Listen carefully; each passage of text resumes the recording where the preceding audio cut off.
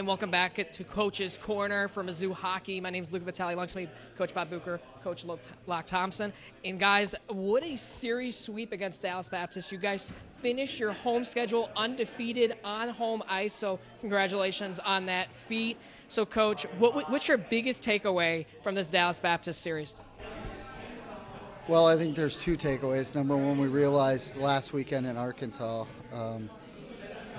this team needs to play. We can't take long weeks off, long spouts, and that 6-week layoff at holiday time hurt us, much like the 3-week layoff going into the Purdue weekend. We kind of had that, the wrong team appeared. We were very fortunate that Friday night game, the guys who fought through the adversity, came back, won the game.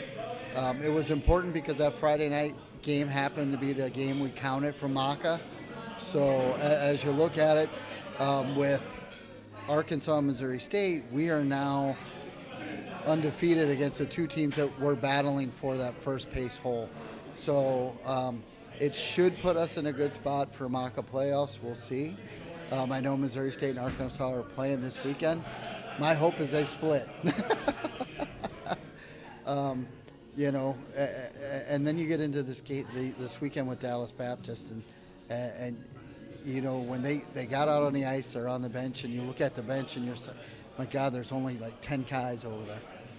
You realize that they've been playing with those same 10, 11 guys all year long.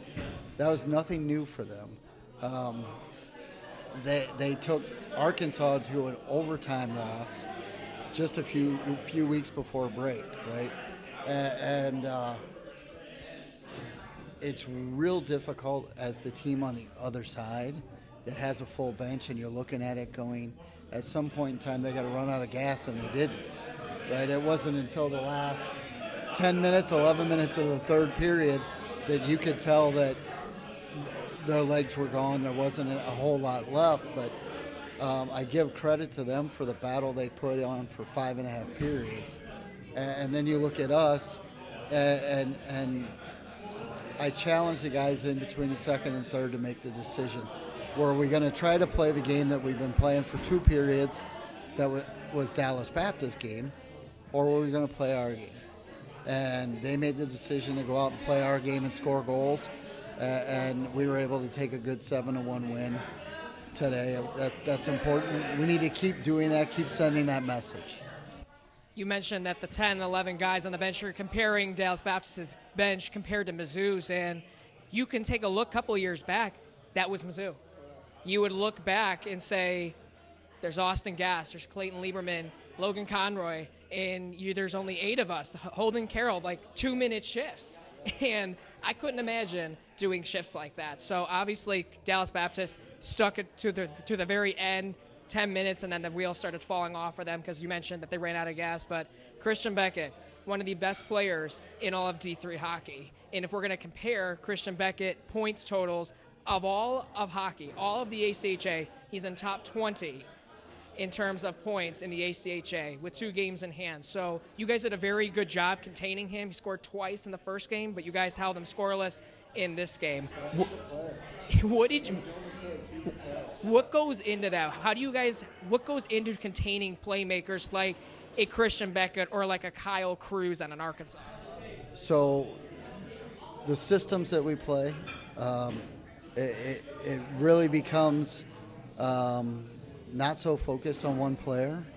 It's a job that we have to do against every player that we play against. So if you take it out of the norm and say, look, this guy is an absolute stud, we have to focus on this, it takes you out of your normal game.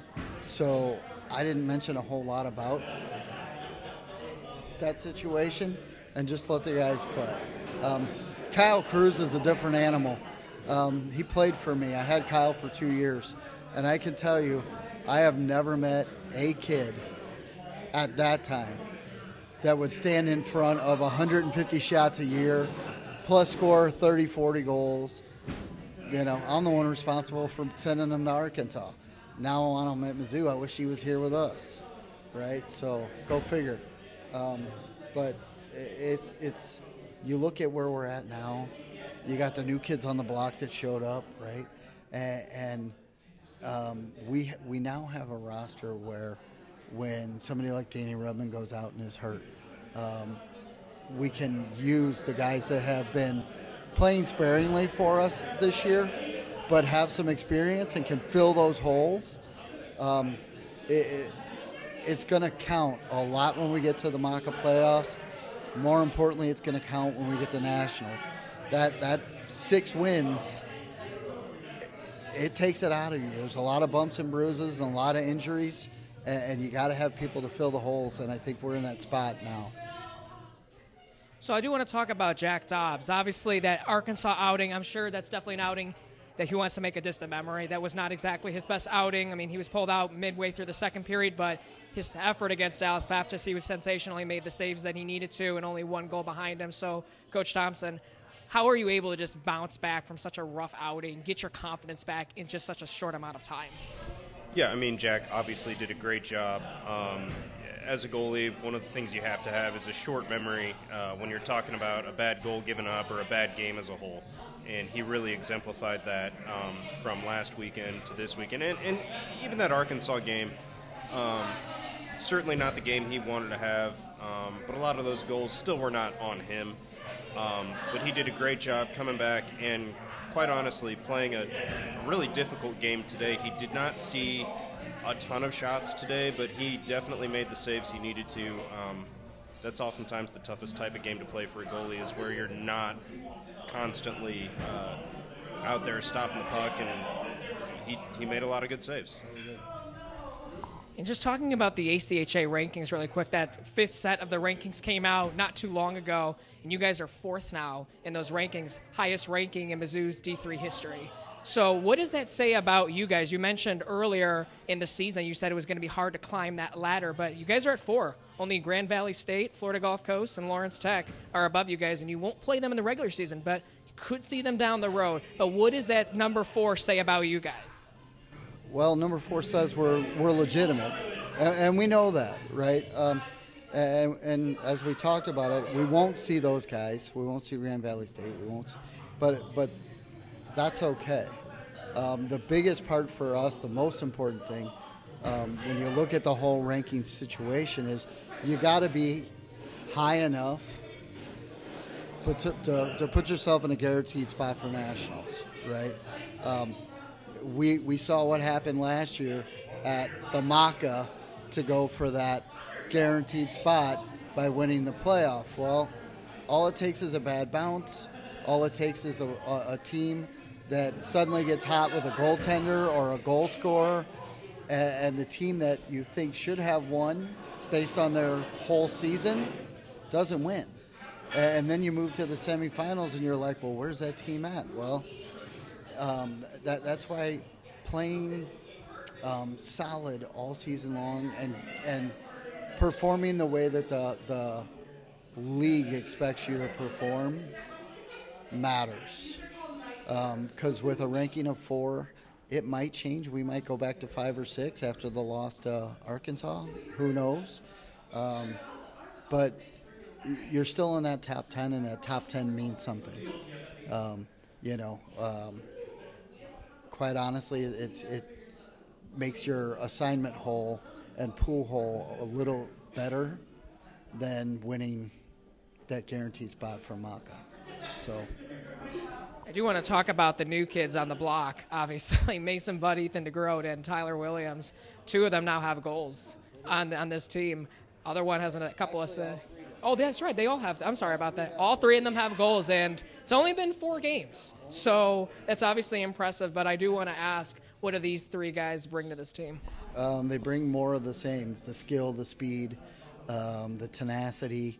They want to win. They all came from great programs growing up, and we welcome them. It's funny, one night at practice, Tanner Richardson, as the guys are out practicing doing their thing, Tanner Richardson looked at me and said, "Coach, where'd you get these guys?"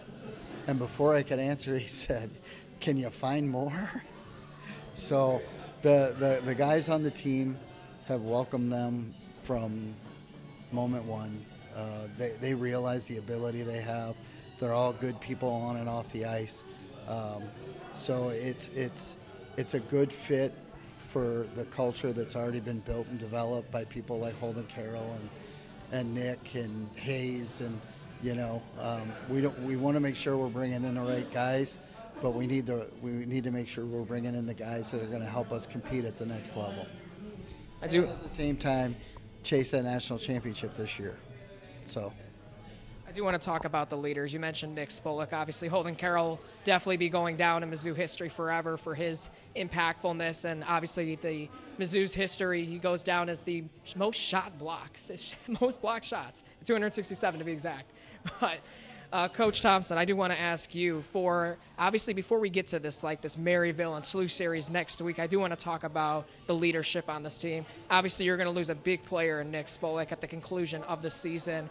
What was his impact, not just as a player, but on the team locker room? Nick's had a huge impact. To come in as the player board president as he did and kind of take the reins in that department. He's touched on a lot of aspects of this program. He's certainly going to be a difficult person to replace in that regard. And obviously his play on the ice also leads by example there. He's on our first line for a reason. Puts up points, plays hard all the time. Does penalty kill, does power play, and it's going to be a big loss.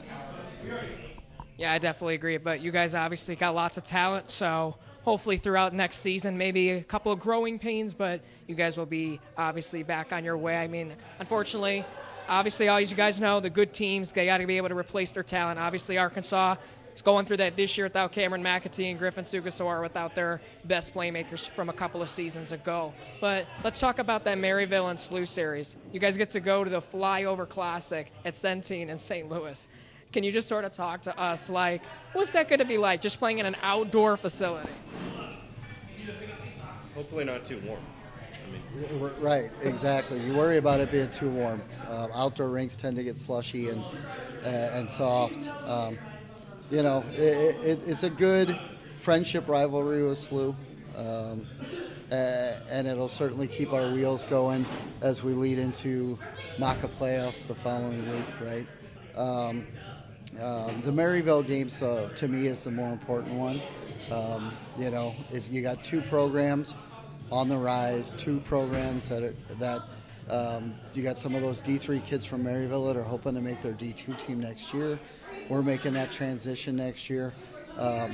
It's a relationship that we have as an organization have to get built and developed and strengthened over the next 12 to 18 months. So, that one will be exciting at Maryville, and then we followed up with the Centene game.